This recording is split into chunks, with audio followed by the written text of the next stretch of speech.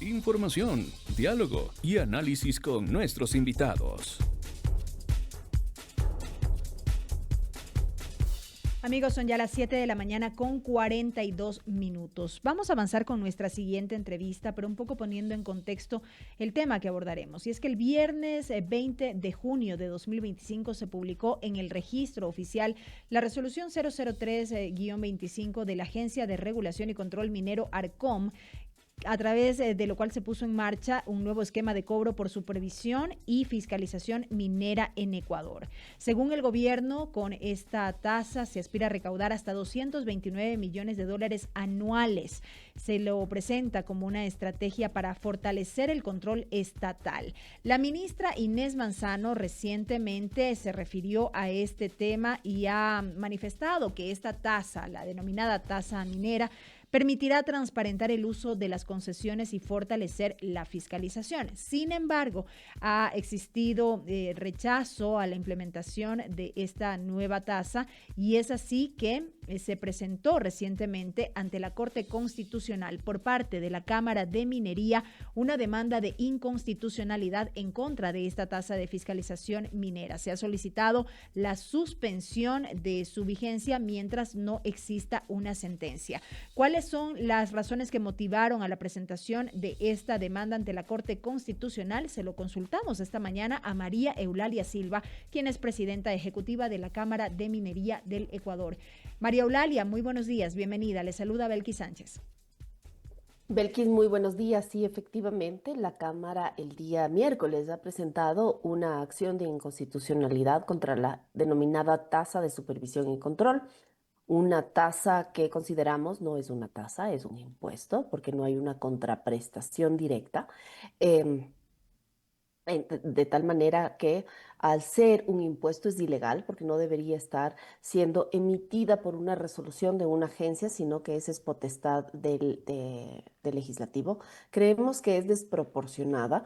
A través de esta tasa se pretendería levantar prácticamente el mismo monto que se levantó el año pasado en inversión extranjera de todas las industrias del país, no solamente la minera, lo cual es absurdo. Pero además creemos que de una u otra forma esta es una tasa confiscatoria.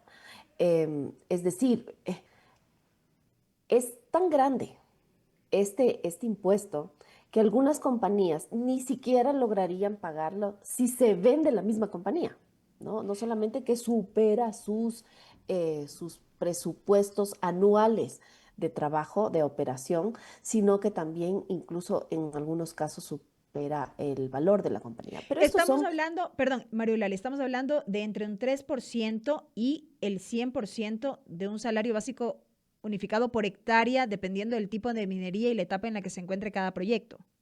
Novelkis, es un poco más complicado que eso. A ver, un poco para Ajá. dar contexto. Las concesiones mineras son polígonos que pueden abarcar unas 4.000, unas 5.000 hectáreas, ¿no? Sin embargo, estos polígonos empiezan siendo un poco más grandes. ¿Por qué? Para que la gente que no está Ujú. dentro de la industria minera lo entienda. En minería, seguro, abajo de nuestros pies hay un montón de minerales. Eso no significa que haya un yacimiento que se vaya a convertir en una mina. No significa necesariamente que eso se vaya A a explotar. convertir en un yacimiento explotable. Ujú. ¿Por qué? Porque muchas veces los yacimientos son sumamente profundos, se necesita tecnología para llegar a ello. Entonces, se tiene varias concesiones, ¿ya? Entonces, las concesiones, como digo, son polígonos grandes. Esta resolución establece que, por ejemplo, en gran minería podría haber entre un 25 y un 100% de un salario básico unificado por hectárea. En mediana minería eso iría entre el 20 y el 50%. Eh, para la pequeña minería los costos son mucho más pequeños, ¿sí? Pero más allá de los números, yo quiero llamar a la reflexión. Mire, este no es un diálogo de mineros. La minería no es una cuestión solamente de mineros. La minería es una cuestión de ecuatorianos. La minería debería ser un tema de los que todos los ecuatorianos sepamos. ¿Por qué? Porque este es el futuro. Esta no es una industria más. Esta no es una actividad más. La minería es el futuro del Ecuador, no lo decimos nosotros, lo han dicho, por ejemplo, el Banco Mundial hizo un exhaustivo examen a nuestra economía y determinó que el Ecuador es un país pobre, pero que podría dejar de serlo si es que impulsa tres industrias: minería formal, turismo y agroindustria. Y ninguna de esas tres industrias son contrapuestas, son excluyentes, pero con una diferencia. La minería de esas tres industrias es la que más rápido podría mover la aguja. Y esa es para nosotros una paradoja.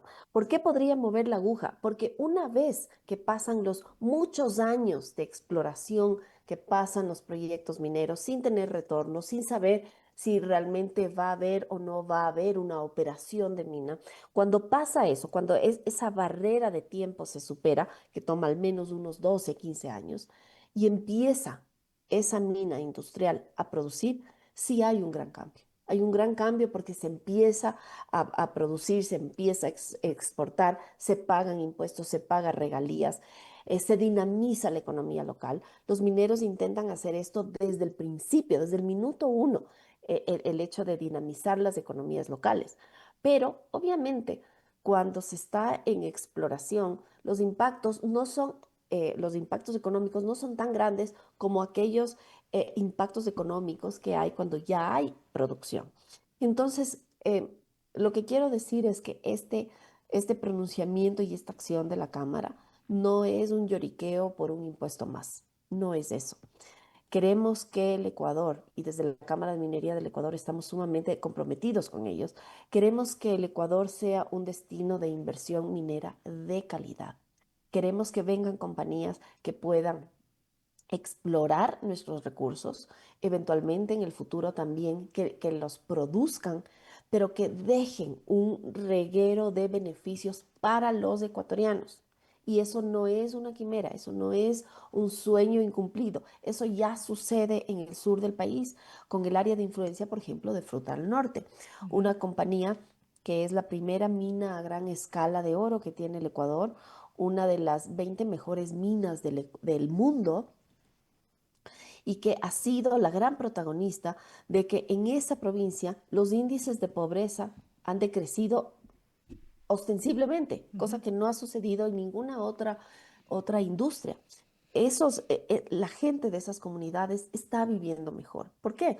Porque tiene un trabajo formal, porque ese trabajo formal le permite predictibilidad, porque una compañía responsable también sabe que tiene que hacer compra local.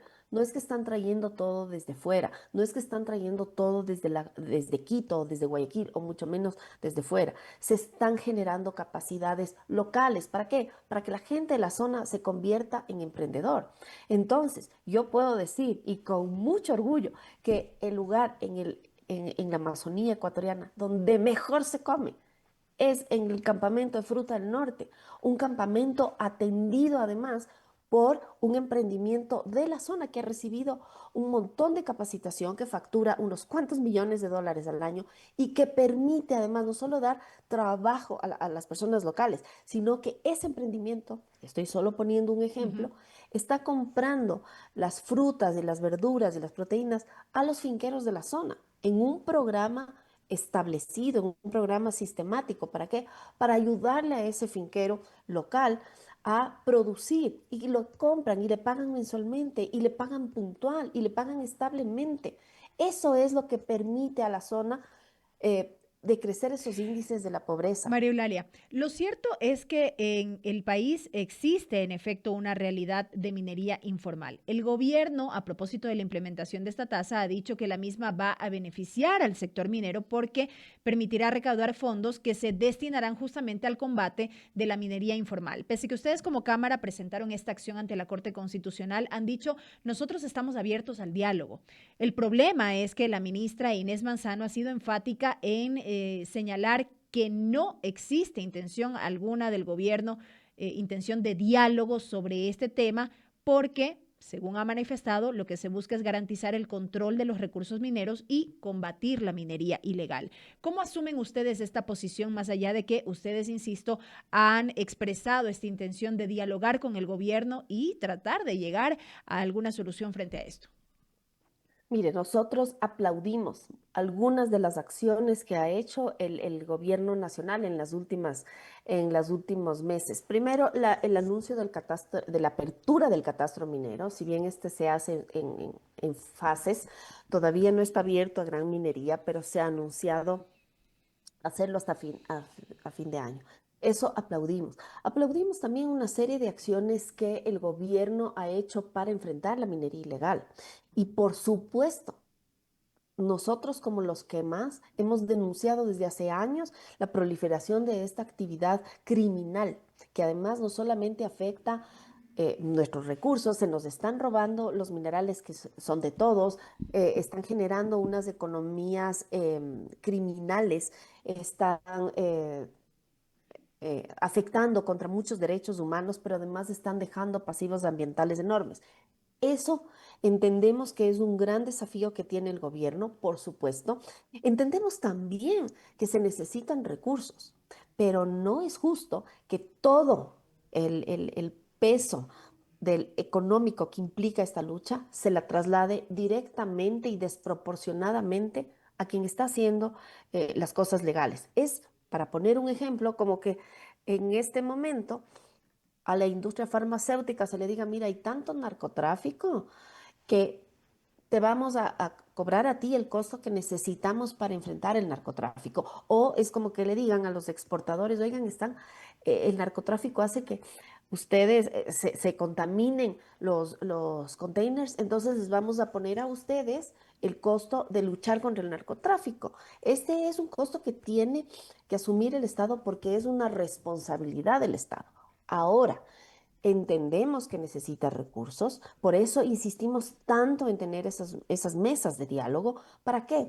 No para cambiar el marco tributario, sino que dentro del marco tributario, Mantenemos este que diálogo ya con María Eulalia Silva, presidenta de la Cámara de Minería se del regulado. Ecuador. María Eulalia, ¿me escucha? Tenemos una Sí, le intermitencia. escucho. Continúe, Sí, por sí, favor. sí. Sí, gracias. La Agencia de Regulación y Control no solo necesita plata, necesita también gobernanza. Ujú. Es una agencia que ha tenido varios cuestionamientos a lo largo de los meses, a lo largo de los años. Entonces, creo que hay que tomarlo esto como en toda su perspectiva, y por eso nosotros habíamos insistido tanto con estas mesas de diálogo que, como usted bien lo recuerda, la ministra Manzano ha dicho no haber esa Ujú. disposición, esa predisposición de hablar. Entonces, pues nos hemos visto abocados a acudir a la A acción la de Corte Constitucional. inconstitucionalidad. Y en este sentido, y con esto concluyo, María Eulalia, es inevitable preguntar qué expectativas tienen de la Corte, que hasta el momento no solo que ha sumado demandas de inconstitucionalidad, más de una decena a propósito de leyes aprobadas en la Asamblea Nacional en este último tiempo, sino también en lo que tiene que ver con este tema puntual respecto de la tasa minera que con la que ha presentado la Cámara, ya sumarían al menos 4 demandas, si no me equivoco, que ya tiene en sus manos la Corte Constitucional para el análisis. Así es, 4 acciones de inconstitucionalidad presentada en 9 días Ujú. por esta tasa, ¿no? Significa que realmente hay una molestia dentro del sector, y no solo una molestia, una verdadera angustia dentro del sector. ¿Qué es lo que nosotros esperamos? Bueno, nosotros hemos pedido 2 cosas. Primero, que se declare la derogatoria de esta norma, lo cual entendemos tomará bastante tiempo ese proceso decisional, pero también hemos pedido la medida cautelar para que se suspenda la norma hasta que se decide. Eh, esta, esta tasa entró ya, es exigible desde el 1 de julio, y Así los es. concesionarios tienen hasta el 31 de julio para pagar, por supuesto, el prorrateo. Entonces, realmente el tiempo está corriendo, Ujú. y no queremos que se haga un daño quizás irreversible. Y eso estamos advirtiendo una y otra vez. Es un daño del cual nos puede tomar mucho tiempo recuperarnos. El Ecuador necesita ser un imán de inversión de calidad y eso es lo que nosotros como Cámara queremos y eso es lo que creemos no se va a conseguir con esta tasa. Correcto, Mario Eulalia, y seguiremos atentos al desarrollo de este tema en los siguientes días y a propósito de la actuación que tendrá en su momento la Corte Constitucional. Gracias por habernos acompañado esta mañana. Gracias a usted. Buenos días. Un buen día para María Eulalia Silva, presidenta ejecutiva de la Cámara de Minería del Ecuador, en diálogo con la primera emisión de MQ Noticias. Son las 7 de la mañana con 57 minutos, amigos.